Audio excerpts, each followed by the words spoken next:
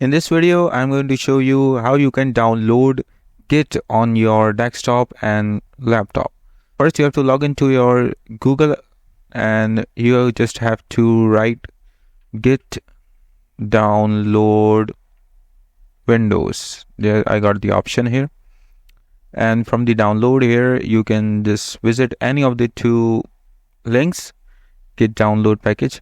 I'm going to tell you this is for Windows, and from the Mac users, you can also download if you are working on a Mac. Then you can see there is option for Mac OS or Linux, Unix.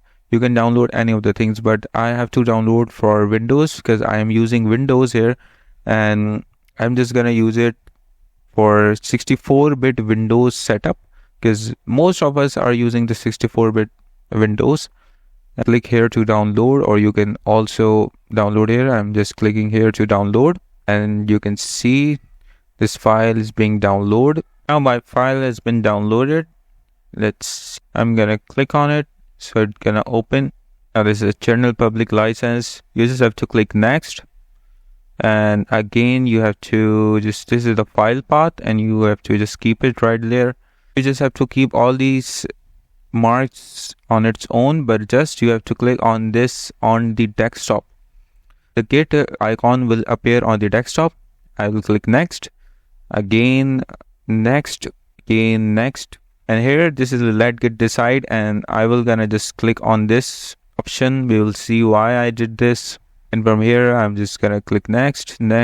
You just have to click on the next because the default options are the best options of Git. And finally it's installing.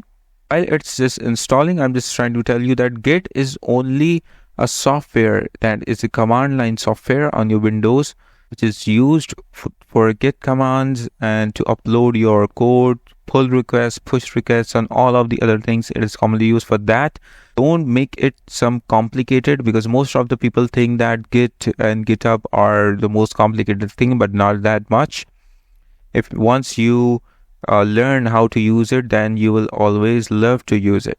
Don't be afraid of it.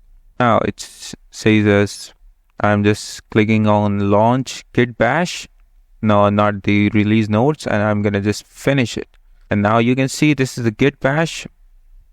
It has been launched. Now as your Git bash has been launched, if you want to check the version of the Git, then you can just type git minus version, and you just enter it, and it just says that Git 2.42 Windows version has been installed.